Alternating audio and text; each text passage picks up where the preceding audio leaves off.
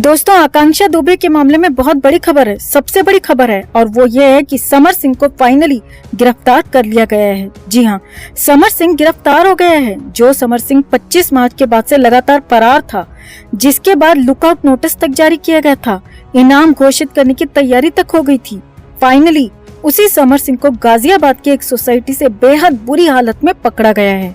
खबर तो यहाँ तक है कि पुलिस से बचने के लिए बेड के नीचे समर सिंह छिपा हुआ था, वहां से खींच कर निकाला गया। तो कैसे और किस हालत में मिला समर सिंह, कैसे पकड़ा गया सबसे बड़ा पापी, और किस गलती से, एक गलती से फंस गया, सब कुछ आपको दिखाते हैं, बताते हैं।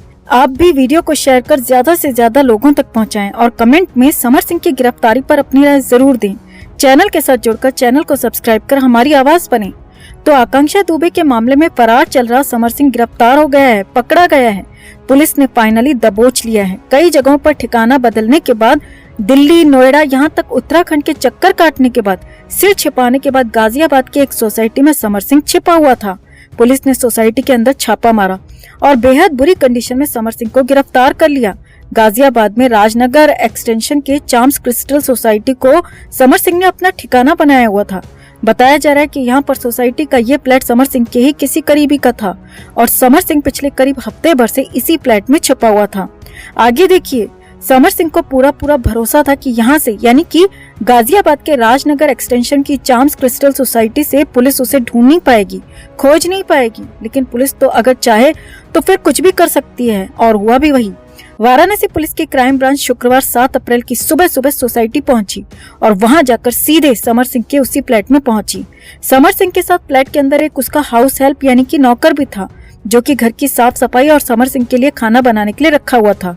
और उसने ही दरवाजा खोला। सामने दरवाजे पर पुलिस को देख नौकर भी सकपका गया, और जब पुलिस का नाम सुना तो समर सिंह तो बेड के नीचे छिप गया। जी हाँ, पुलिस सूत्रों के मुताबिक समर सिंह बेड के नीचे छिप गया। समर सिंह डर के मारे गिरफ्तारी के डर से बेड के नीचे छिप गया।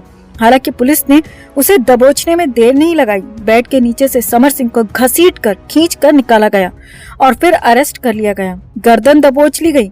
अब इस दौरान समर सिंह बेहद बुरी हालत में मिला। पुलिस सूत्रों के मुताबिक समर सिंह की दाढ़ी काफी ज्यादा बड़ी हुई थी, बाल बिखरे हुए थे और ऐसा लग रहा था कि कई रातों से समर सिंह सोया नहीं है, कई दिन से समर सिंह ने खाना नहीं खाया है।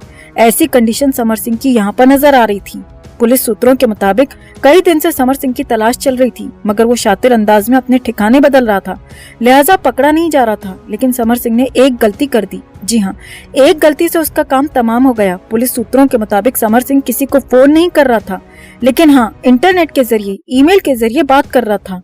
और पुलिस ने भी लगातार समर सिंह के करीबियों को ट्रैकिंग पर लगाया हुआ था।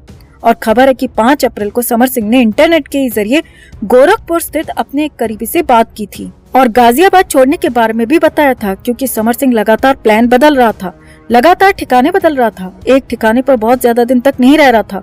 और ये बात ट्रैकिंग के जरिए वाराणसी पुलिस तक भी पहुंच गई। वाराणसी पुलिस को गाजियाबाद के राजनगर एक्सटेंशन में बड़ा क्लू मिल गया था। आईपी एड्रेस को ट्रैक करते हुए पुलिस की team चाम्स crystal society Rajnagar extension पहुंच गई और वहां पर फिर समर सिंह के फ्लैट में भी दस्तक दे दी और नौकर ने दरवाजा खोला। समर सिंह को धर दबोचा गया। हालांकि फिलहाल समर सिंह की हालत खराब बताई जा रही है। उसका मेडिकल भी होगा, फिर उसको वाराणसी भी ले जाया जाएगा और वहीं पर उसका बाकी का हिसाब होगा, बाकी का एक्शन होगा। लेकिन हाँ, आकांक्षा दुबे के मामले में आकांक्षा के इंसाफ के लिए सबसे बड़ी ये कार्रवाई फिलहाल हो चुकी है, सबसे बड़ा एक्शन फिलहाल हो गया है। समर सिंह को फाइनली गिरफ्तार कर लिया गया है, जो कि आकांक्षा का गुनहगार है। पूरा हिसाब किताब होगा और आकांक्षा की मां ने साफ साफ कह दिया है कि समर सिंह ने ही आकांक्षा को खत्म किया है। समर सिंह इस पूरे मामले में दोषी है और ये तक कह दिया कि अगर समर सिंह को छोड़ दिया गया या कहें कि समर को कुछ नहीं हुआ तो वो खुद अपना नुकसान कर लेंगी, यानी कि अपने साथ भी आकांक्षा जैसा ही कुछ कर लेंगी। और यहाँ तक उन्होंने कह दिया था कि आकांक्षा की जान के बदले समर की जान चाहिए।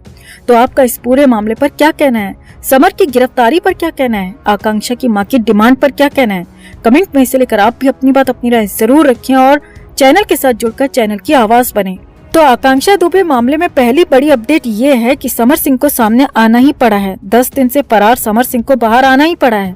जहां एक तरफ पुलिस समर सिंह और उसके भाई संजय सिंह की तलाश में जुटी है, वहीं इस बीच खबर आ रही है कि आकांक्षा दुबे केस में मुख्य आरोपी माने जा रहे समर सिंह ने कोर्ट में अपने बचाव के लिए याचिका डाली है। जी हाँ, भोजपुरी सिंगर समर सिंह और उनके भाई संजय सिंह ने अपने बचाव के लिए कोर्ट का दरवाजा खटखटाया है। खबर है कि आकांक्षा दुबे केस के मद्देनजर समर सिंह ने इलाहाबाद कोर्ट में अपने ऊपर लगे एफआईआर को रद्द करने के लिए याचिका डाली है।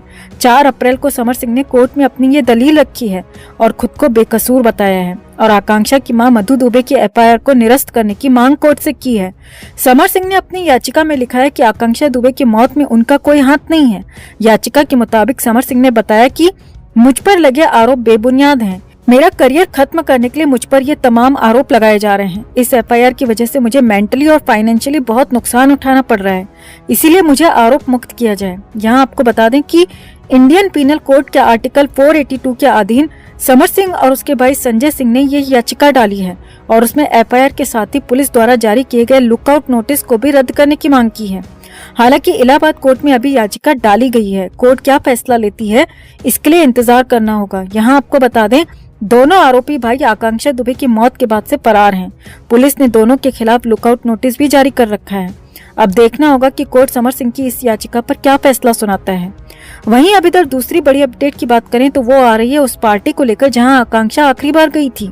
दरअसल सामने आया कि आकांक्षा दुबे जिनके बुलावे पर, जिनके इनविटेशन पर क्लब में गई थी, उनका नाम अरुण और श्रद्धा है। क्लब में अरुण और श्रद्धा ने ही आकांक्षा के लिए टेबल बुक की थी और क्लब के रिकॉर्ड के मुताबिक दोनों ने इस टेबल के लिए 11,000 रुपए पे किए थे।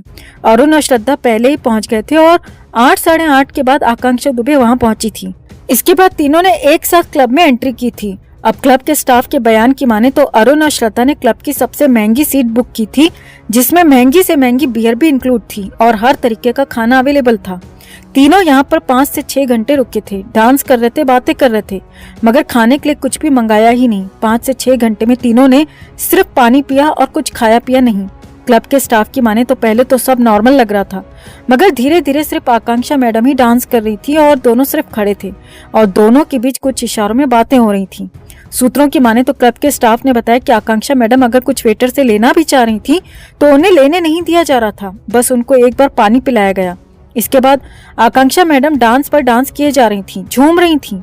सूत्रों की माने तो क्लब के स्टाफ ने कहा कि अजीब तो हमें भी लग रहा था कि इतनी बड़ी स्टार ऐसे अकेले क्यों नाच रही हैं, मगर हमें बोलने की या कुछ भी पूछने की इजाजत नहीं थी। अब क्लब के स्टाफ ने ये बयान नाम और पहचान न बताने की शर्त पर दिया है और ये बयान वाराणसी के एक चैनल को दिया गया है और उसी के आधार पर ये सारी बातें सामने आ रही हैं। चैनल का दावा है कि आकांक्षा दुबे की मौत के बाद से ही अरुण और श्रद्धा नाम के दोनों ही व्यक्ति फरार हैं, गायब हैं। अब बात है तो हैरानी की दोस्तों कि 11,000 में टेबल बुक करने के बाद भी तीनों ने कुछ नहीं खाया और आकांक्षा अगर खाना चाह भी रही थी तो उसे खाने नहीं दिया गया। तभी तो आकांक्षा के पेट में न खाना था, न शराब और न ही किसी तरीके का लिक्विड, वो बस ब्राउन कलर का केमिकल उनके पेट में मिला है। तो क्या आकांक्षा को पानी के नाम पर कोई केमिकल पिलाया गया था? इस बात की जांच पुलिस को करनी चाहिए और इसके पीछे किसका हाथ है इसकी भी जांच होनी चाहिए। तो आपका इन दोनों ही मामलों पर क्या कहना है? क्यों समर सिंह खुद के बचाव में उतर आया है? इतना उतावला क्यों हो रहा है? अगर कुछ किया ही नहीं है तो भाग क्यों रहा है, छिप क्यों रहा है? और अरुण और श्रद्धा से भी क्या पुलिस को पूछताछ नहीं करनी चाहिए? आप भी अपनी बात, अपनी राय कमेंट में जरूर रखें और वीडियो को ज्यादा से ज्यादा लोगों तक जरूर पहुंचाएं।